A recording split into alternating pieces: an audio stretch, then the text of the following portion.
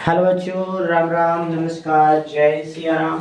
और हम हैं डीपी टीचिंग क्लासेस की तरफ से देशराज। और आज हम आपके लेके आ चुके हैं कक्षा 10वीं की गणित में। हम आपको बता रहे हैं आज क्लास 7 में। और जो पिछली क्लास में भी हमने 7 डाल दी था, उसको शायद बस 7 नहीं थी, 6वीं थी क्लास, उसमें गलत लिख गया था। कोई दिक्कत नहीं है, लेकिन आज 7वीं क्लास से आपको देखना है। इस क्लास में हम आप लोगों को बताएंगे, और आज हम आपको बताएंगे कक्षा 10वीं की गणित है और अध्याय 1 पाठ का नाम क्या है, वास्तविक संख्या। वास्तविक संख्या में हमने आपको क्या बताया था, हमने इसके पिछले क्लास में आपको बताया था, इसको हमने दूसरा क्वेश्चन सॉल्व करवाया था। और उस दिन भी बारिश हो गई थी तो लगा दिया था, 2 को बता दिए थे, लेकिन हमने तीसरा नहीं बताया पाता, और तो तीसरा भी आपको बता रहे हैं। उसके हमने कुछ करवाया था, फिर समझाया था कैसा करना, बताया था।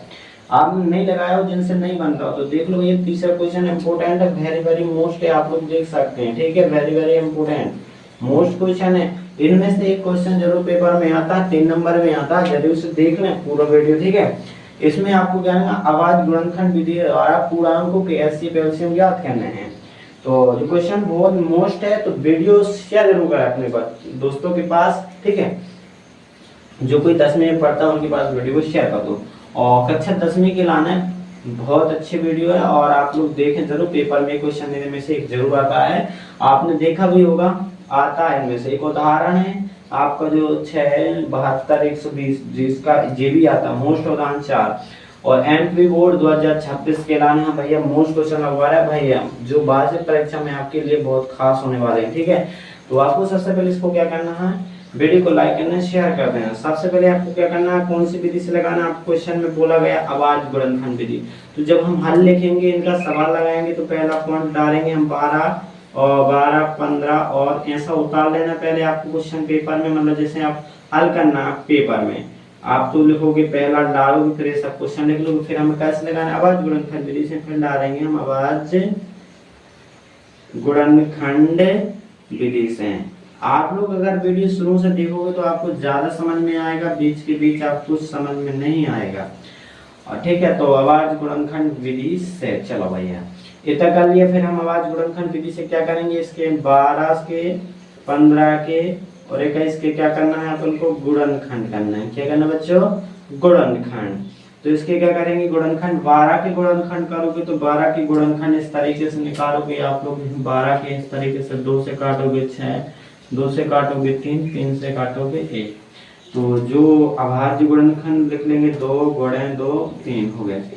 अब इसी इन गुणनखंड को क्या बनाना है, घातांक रूप में भी लिखना है। 2 जितनी बार है उसकी घात लगा दो।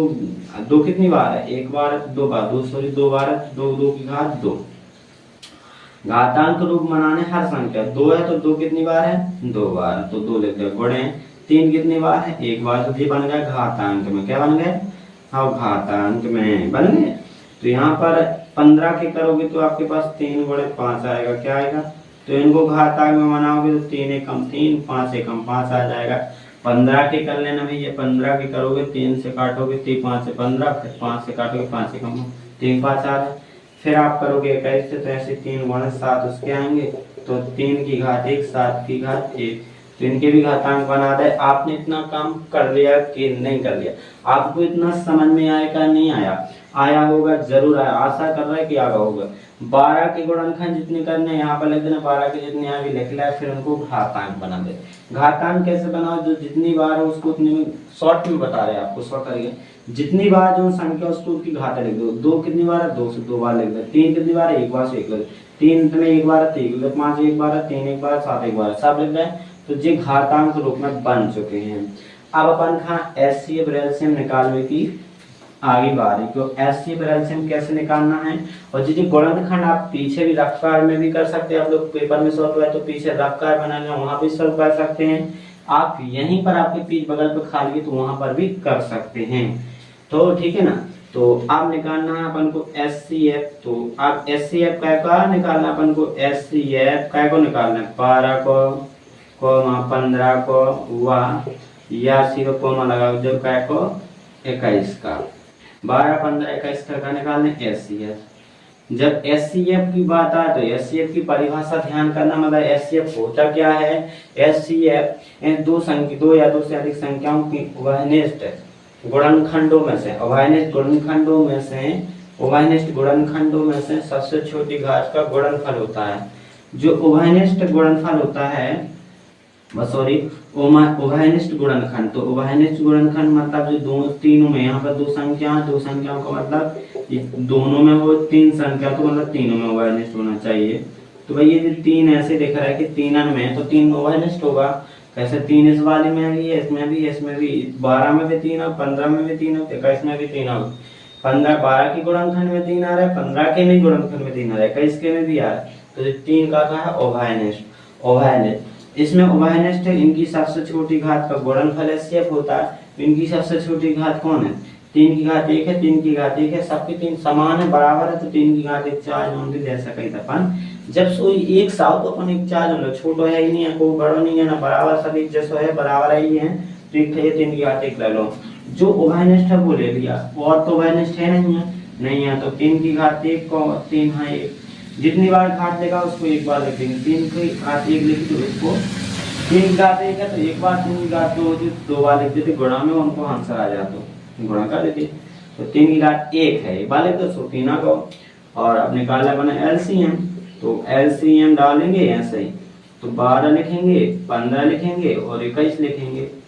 और इसमें क्या करना पड़ता है, अपन का जितने छोड़े हैं वे लिख देना। हमने 2 छोड़े थे तो 2 लिख लेने, और 5 छोड़े थे, 5 की घात 1 और 7 की घात 1 छोड़े थे। और जो उभयनिष्ठ लिया था, इसमें जो सबसे बड़ा होता है, उभयनिष्ठ में जो सबसे बड़ी घात होती है, सब समान है, 3 की घात 1 4 मिल जाएगा, सब बराबर ही है, तो जी का हो जाता है एलसीएम। 2 का कितनी बार लिख ली? 2 बार, क्योंकि 2 की घात 2 बार है, 2 की घात 2 4 2 बार, 5 है 1 बार, 7 है भी 1 बार, 3 है भी 1 बार। इनको पूरे को गुणा कर लो तो आपका एलसीएम आ जाएगा। कितना आ जाएगा? एलसीएम 12 15 21, ठीक है। तो अब इनको गुणा कर लो पूरा, 2 दूना 4 आ जाएगा, 5 7 35 हो जाएगा, 3 वैसा ही रहेगा। चलो अब 35 चौके कितना होता है? 5 चौका 20, 4 12 140, 3 14 42 420 आ जाएगा। एलसीएम कितना आ गया? 12 15 21 को कितना आ गया? 420। देखो अब इसका एलसीएम कितना आ गया? 420, और लगभग एलसीएम 420, एचसीएफ 3 आया।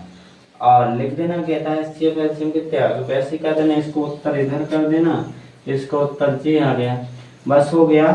और वैसे साधारण की जैसे इसका किया वैसे इसका करना, वैसे ही इसका करना, तो सेम प्रोसेस है, सब में वैसे करना है। आपके लिए होमवर्क टाइप है, आपको दोनों क्वेश्चन लगाने हैं, सॉल्व करने, बड़े आराम से सॉल्व करोगे, और कोई जल्दी हड़बड़ाहट मत करना, नहीं तो आप लोग गलत कर लोगे। आराम से सॉल्व करोगे तो बहुत जल्दी सॉल्व हो जाते, कोई दिक्कत नहीं लेने। अगर आपसे ना भी बने तो फिर कमेंट करना, हम आपको अगले में बता देंगे, ठीक है। अगली क्लास लेते आएंगे, और इस क्लास में हम इतने ही क्वेश्चन लगाएंगे, अगली क्लास में एक चौथा क्वेश्चन है वो लगा देंगे, बस खत्म करेंगे आपका ये अध्याय, और फिर चलेंगे अपन लोग क्या पे चलेंगे? 2 पार्ट पे, ठीक है। इसमें उसके बाद जो 1.2 है ना, तो उसमें जो लगाना होगा वो लगा देंगे, छोड़ देंगे सब, ठीक है। धन्यवाद, मिलते हैं दोस्तों नेक्स्ट वीडियो में। जय श्री राम।